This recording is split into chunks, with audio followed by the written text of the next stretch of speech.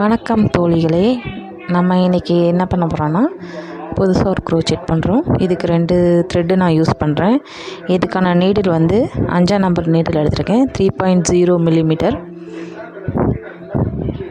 இந்த நீடில் தான் எடுத்திருக்கேன். நம்ம இப்போது இன்றைக்கி க்ரோச்செட் பேட்டர்னோட 5வது பேட்டர்ன் பார்க்க போகிறோம்.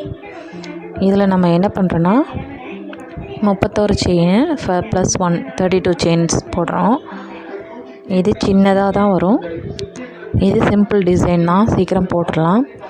இதில் ஓமர் இருக்கிறது வந்து செயின், ப்ளஸ்னா சிங்கிள் க்ரோச்செட், டீ போட்டு நடுவில் ஒரு லைன் போட்டுருந்துச்சுன்னா டபுள் க்ரோச்செட், டீ போட்டு டபுள் லைன் போட்டதுன்னா ட்ரிபிள் க்ரோச்செட். இந்த மாதிரி இந்த பேட்டர்னில் எப்படி பண்ணலான்னு பார்க்கலாம். இதில் ஃபஸ்ட்டு நம்ம 31 + 1 32 செயின்ஸ் போட போகிறோம். கீழே பேஸ்க்கு வந்து 31 செயின்ஸ் தான். கடைசியாக இருக்கிற ஒரு செயின் சேர்த்து தான் நம்ம 32 செயின்ஸ் சொல்லுறோம். இப்போது நம்ம எப்படி போடலான்னு பார்க்கலாம் வாங்க. இப்போ நான் ஃபஸ்ட்டு பேஸுக்காக ரெட் கலர் நூல் எடுத்துக்கிறேன். இதில் ஃபஸ்ட்டு ஒரு நாட் போட்டுக்கோங்க. நீங்கள் நார்மலாக எப்போவும் போடுற மாதிரி ஒரு சின்ன நாட் போடுங்க. நாட் போட்டு இதில் நீடில் வச்சு செயின் போட ஸ்டார்ட் பண்ணுங்க. டோட்டல் வந்து 31, பேஸ்க்கு மட்டும் 31, எக்ஸ்ட்ராவாக ஒரு செயின் போடுவோம்.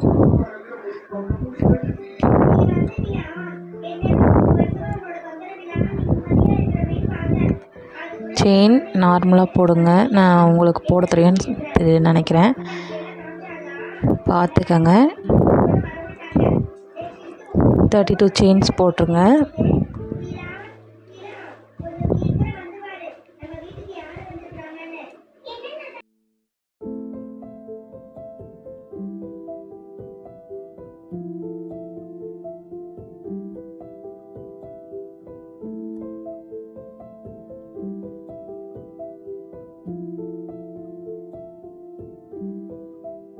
இப்போ நம்ம 32 செயின்ஸ் போட்டோம். ஃபஸ்ட்டு ரோக்கு என்ன பண்ணுறோன்னா, ஒரு செயின் ஃபஸ்ட்டு இருக்க செயினை ஸ்கிப் பண்ணிவிட்டு 2வது இருக்க செயினில் ஒரு சிங்கிள் க்ரோச்செட் போடுறோம். ஒரு சிங்கிள் க்ரோச்செட் போட்டு இதுக்கு மேலேயே என்ன பண்ணுறோன்னா 3 செயின் போடணும். சிங்கிள் க்ரோச்செட்டுக்கு மேலேயே 3 செயின், 1 2 3 செயின் போட்டு நம்ம சிங்கிள் க்ரோச்செட் போட்டிருக்க அதே செயினில் 3 டபுள் க்ரோச்செட் போடணும். பாருங்கள், சிங்கிள் க்ரோச்செட் போட்ட அதே செயினில் தான் திரும்பவும் நீடில் விடுறேன். டபுள் க்ரோச்செட்னால் நூலை ஒரு டைம் நீடில் சுற்றி அதை செயின் வழியாக எடுக்கணும். பாருங்கள், ஒரு டபுள் க்ரோச்செட் போட்டாச்சு. இப்போ 2வது டபுள் க்ரோச்செட் போடுறோம்.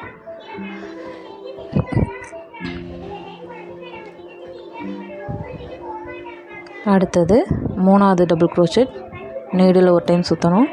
அப்புறம் அதே ஸ்டிச்சில் நீடில் விட்டு த்ரெட் எடுத்து அதிலருந்து 2 நூல் வழியாக ஃபஸ்ட் எடுக்கணும். அதுக்கப்புறம் திரும்ப த்ரெட் எடுத்து 2 த்ரெட் வழியாக வெளியே எடுக்கணும். இப்போது ஃபஸ்ட்டு பேட்டர்ன் முடிஞ்சுது. இப்போ அடுத்தது போடுறதுக்கு நம்ம என்ன பண்ணுறோன்னா, இதிலிருந்து 3 செயினை ஸ்கிப் பண்ணோம். பாருங்கள், 1 2 3 4வது செயினில் 4 செயினை ஸ்கிப் பண்ணோம். 5வது செயினில் தான் போடுறோம், 4 செயினை ஸ்கிப் பண்ணி 5வது செயினில் சிங்கிள் க்ரோச்செட் போடுறோம். சிங்கிள் க்ரோச்செட் போட்டதுக்கப்புறம் அதுக்கு மேலே என்ன பண்ணுவோம், அதே மாதிரி தான் 3 செயின் போடணும். ஒரு சிங்கிள் க்ரோச்செட் போட்டு 3 செயின் போடணும். அப்புறம் 3 டபுள் க்ரோச்செட் என்ன பண்ணால் அதே ஸ்டிச்சில் நம்ம சிங்கிள் க்ரோச்செட் எங்கே போட்டோமோ அங்கேயே தான் 3 டபுள் க்ரோச்செட்டும் போடணும். பாருங்கள், ஒரு டபுள் க்ரோச்செட் போட்டாச்சு. இது 2வது டபுள் க்ரோச்செட். டபுள் க்ரோச்செட்னால் நீடில் ஒரு டைம் தான் நம்ம சுற்றணும். இப்போது 2வது டபுள் க்ரோச்செட் போட்டாச்சு. மூணாவது டபுள் க்ரோச்செட் அதே செயினில் போடுறோம். போட்டு முடித்ததுக்கப்புறம் இதே மாதிரி தான் அடுத்த ஸ்டெப்பும். இப்போது 4 செயினை ஸ்கிப் பண்ணுறோம். பாருங்கள், 1 2 1 2 3 4 5வது செயினில் ஒரு சிங்கிள் க்ரோச்செட் போடுறோம்.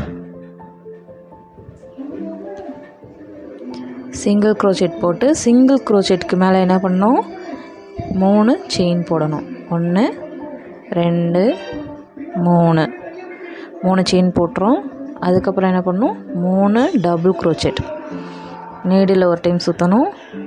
அதுக்கப்புறம் கீழே அதே செயின்குள்ளே விட்டு நீடில் எடுத்து 2 நீடில் வரியாக நீடில் எடுக்கணும்.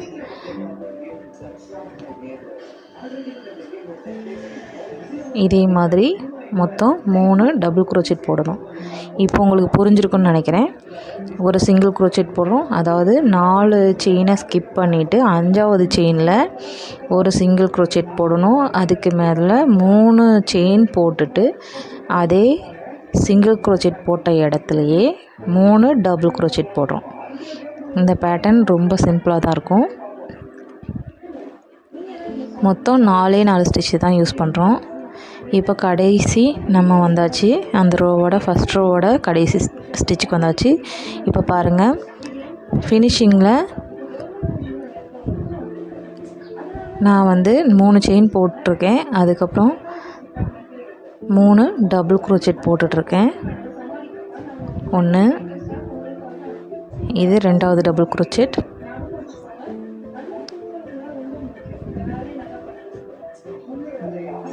அப்புறம் 3வது டபுள் க்ரோச்செட்.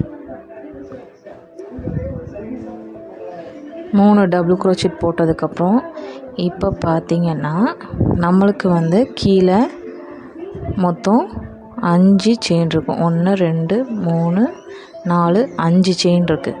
5 செயின் நம்ம 5வது செயின் என்ன பண்ணுவோம், ஒரு சிங்கிள் க்ரோச்செட் போடுவோம். அதே மாதிரி கடைசியாக சிங்கிள் க்ரோச்செட் போட்டு முடிக்கணும். அந்த மெத்தடை, அந்த செயின் போட்டு டபுள் க்ரோச்செட் போட வேண்டாம். நான் இதில் 2வதாக ஒரு த்ரெட்டு யூஸ் பண்ணுறேன், எல்லோ கலர் யூஸ் பண்ணுறேன். இது எப்படின்னா, நம்ம முழுசாக நூல் எடுக்காமல் இந்த ரெட் கலர் நூலை கீழே விட்டுட்டு எல்லோ கலர் நூலை எடுத்துட்டு அதை கொஞ்சம் டைட்டாக பிடிச்சிட்டு அந்த த்ரெட்டை நீடில் எடுத்து செயின் நம்ம எடுக்கிற மாதிரி எடுத்து அந்த எல்லோ கலர் வழியாக வெளியே எடுத்துடணும். த்ரெட்டை கையிலேருந்து விட்டுறாதீங்க, இல்லைன்னா வெளியே வந்துடும். அப்புறம் ரெட் கலர் நூலை நம்ம என்ன பண்ணோன்னா கட் பண்ணிடுவோம். இந்த மாதிரி கட் பண்ணிக்கோங்க. கட் பண்ணிவிட்டு இப்போ நம்ம ஸ்டிச் போட ஸ்டார்ட் பண்ணலாம். இப்போ நம்ம 2வது ஸ்டிச் போடுறதுக்கு என்ன பண்ணுறோன்னா, ஃபஸ்ட்டு 4 செயின் போடுறோம். 4 செயின் போட்டு அதே ஸ்டிச்சில் என்ன பண்ணுறோன்னா 2 டபுள் க்ரோச்செட் போடுறோம். 4 செயின் போட்டு என்ன பண்ணோம், 2 டபுள் க்ரோச்செட் போடுறோம். 2 டபுள் க்ரோச்செட் போட்டு அதுக்கப்புறம் அடுத்த ஸ்டிச்சில் பார்த்திங்கன்னா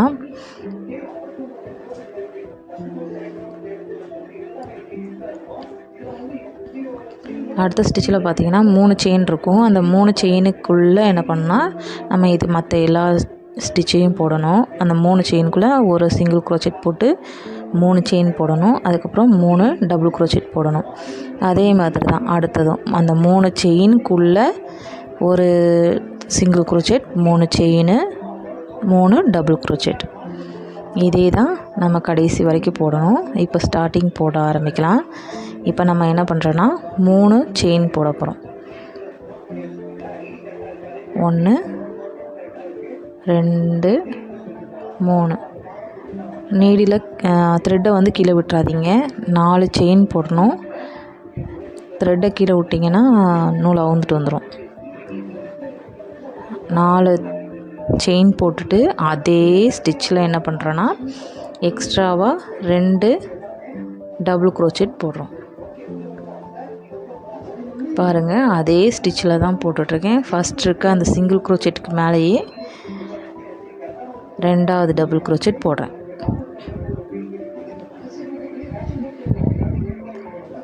அதே ஸ்டிச்சில் 2வது டபுள் க்ரோச்செட் போடணும்.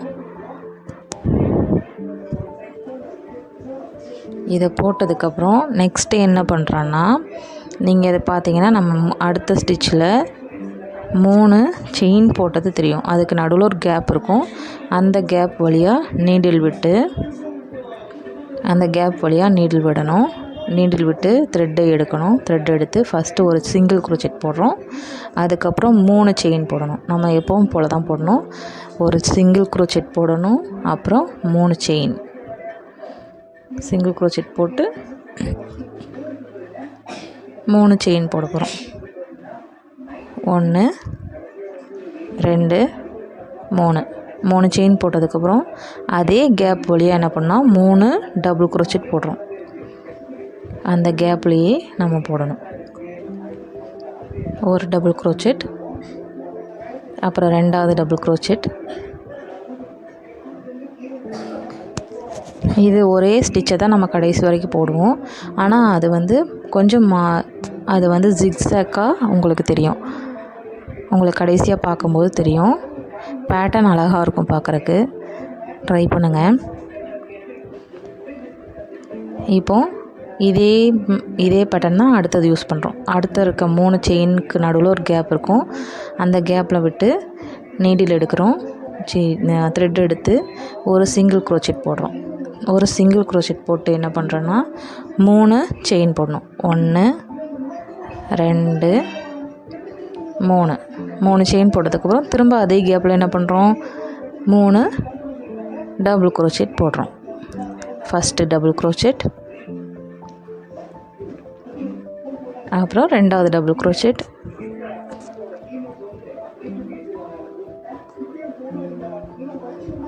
இப்போ கடைசியாக 3வது டபுள் குரோச்செட் போடுறோம்.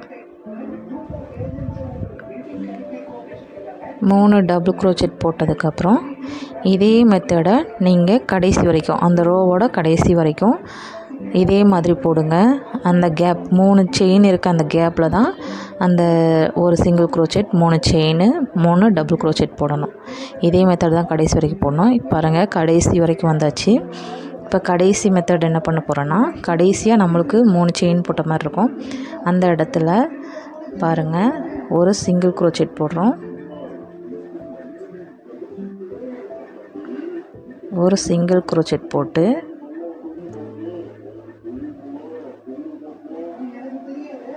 மூணு செயின் போடுறோம். 3 செயின் போட்டு ஒரே ஒரு டபுள் குரோச்செட் போடுறோம். இது ஃபினிஷிங் பார்த்துக்கோங்க. ஏன்னா இது ரோ வந்து மேலே ஒரே மாதிரி ஈவனாக வரக்காக நம்ம இப்படி போடுறோம். ஒரு டபுள் குரோச்செட் போட்டு அப்புறம் ஒரு ட்ரிபிள் குரோச்செட் போடணும். அதாவது நீடில் வந்து 2 டைம் த்ரெட்டை சுற்றிட்டு அதுக்கப்புறம் அந்த கேப் வழியாக நீடில் விட்டு எடுத்து 2 த்ரெட்டாக நம்ம வெளியே எடுக்கணும். பாருங்கள், 2 தான் எடுக்கணும். 2 த்ரெட்டாக வெளியே எடுத்து கடைசி 2 த்ரெட்டு வழியாக வெளியே எடுத்துடணும். இதுதான் ட்ரிபிள் குரோச்செட். இப்போ நம்ம செகண்ட் ரோ ஃபினிஷ் பண்ணியாச்சு. இப்போ தேர்ட் ரோவுக்கு எப்படி பண்ணலான்னு பார்க்கலாம் வாங்க. இது டேர்ன் பண்ணி வச்சுக்கோங்க. டேர்ன் பண்ணிவிட்டு இதில் வந்து நம்ம அடுத்த கலர் நான் ஆட் பண்ணுறேன். அந்த த்ரெட்டை வந்து 2ஆக மடித்து கொஞ்சம் டைட்டாக பிடிச்சி நம்ம செயின் போடுற மாதிரி அந்த வழியாக ஒரு டைம் எடுத்துட்டு ஒரு செயின் போட்டுக்கோங்க. ஒரு செயின் போட்டு வச்சுக்கோங்க. அதுக்கப்புறம் அந்த எல்லோ கலர் நம்ம போட்டுட்டு இருந்த எல்லோ கலரை கட் பண்ணி விட்டுருங்க. கட் பண்ணிட்டு இப்போ என்ன பண்ண போகிறோன்னா, 3வது ரோவுக்கு ஃபஸ்ட்டு ஒரு செயின் போட்டு அதுக்கப்புறம் என்ன பண்ணுறோம், ஒரு சிங்கிள் குரோச்செட். அதே மாதிரி அந்த 3 செயினுக்கு நடுவில் என்ன பேட்டர்ன் போடுவோமோ அதே மாதிரி போடுறோம். உங்களுக்கு கன்ஃபியூஸ் ஆகாதீங்க. இதே மெத்தடு தான் மேலே வரைக்கும். அந்த ஃபஸ்ட் இருக்க 3 ரோவை தான் நம்ம ரிப்பீட்டடாக போடுவோம்.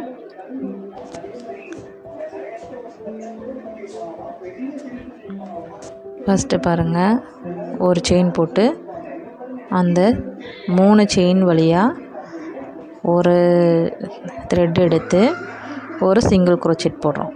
ஒரு சிங்கிள் குரோச்செட் போட்டு நான் அந்த எக்ஸ்ட்ரா இருக்க நூலை வந்து அந்த ஸ்டிச்சு கூடயே வச்சு பின்ன ஸ்டார்ட் பண்ணுறேன். 3 செயின் போட்டு அந்த ஸ்டிச்சையும் என்ன பண்ணுறீங்கன்னா அது கூடயே அப்படியே கையில் பிடிச்சிக்கோங்க. பிடிச்சிட்டு அந்த கேப்புக்குள்ளே எடுத்து நீடில் விட்டு எடுத்திங்கன்னா அந்த ஸ்டிச்சு உள்ளே போயிடும். உங்களுக்கு இந்த த்ரெட்டு வந்து உள்ளே போயிடும். ஸ்டிச்சில் எக்ஸ்ட்ரா இருக்க த்ரெட்டு வந்து உள்ளே போயிடும்.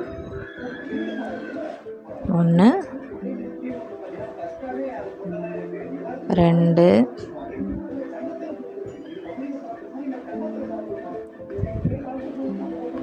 3வது டபுள் க்ரோச்செட். இது 3 டபுள் க்ரோச்செட் போட்டாச்சு.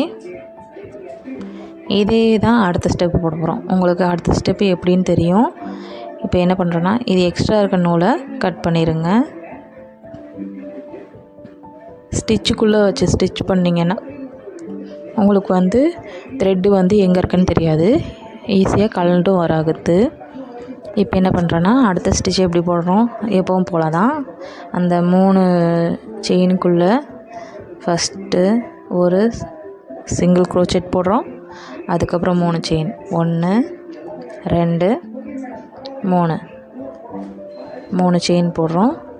அதுக்கப்புறம் என்ன பண்ணுறோன்னா 3 டபுள் க்ரோச்செட் போடுறோம். அதே கேப்பில் 3 டபுள் க்ரோச்செட், 1 ஒரு டபுள் க்ரோச்செட். அடுத்தது 2வது டபுள் க்ரோச்செட் போடுறோம்.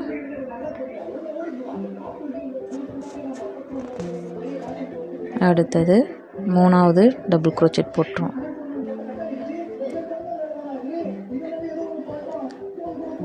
உங்களுக்கு இப்போ பார்த்தோன்னே புரிஞ்சிருக்கும்னு நினைக்கிறேன். ஏன்னா எல்லாத்துலேயும் ஒரே மெத்தடு தான். நீங்கள் ஸ்டார்டிங் கீழே போடும்போது மட்டும் அந்த கரெக்டாக போட்டிங்கன்னா மேலே வர வர உங்களுக்கு ஈஸியாக வந்துடும். இதே மெத்தடை கடைசி ரோவோட 3 எண்டிங் வரைக்கும் போடுங்க. போட்டு முடிக்கும்போது கடைசியாக நமக்கு ஒரு சின்ன 3 செயினோடு இருக்கும். அப்போ 3 செயின் நம்ம வந்தால் என்ன பண்ணுவோம், அந்த இடத்துல ஒரு சிங்கிள் க்ரோச்செட் போடுவோம்.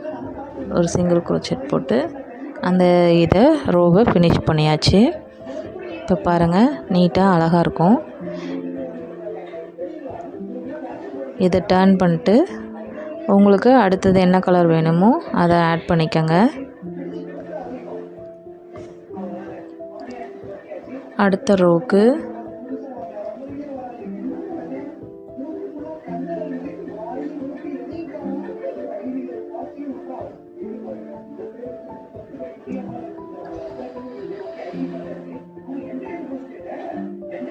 இப்போ நான் அந்த 4th ரோ வரைக்கும் முடிச்சுட்டு நான் கொஞ்சம் எக்ஸ்ட்ராவாக போட்டிருக்கேன்.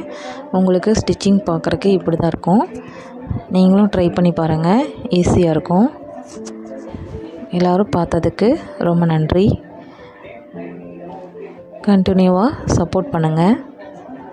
தேங்க்யூ.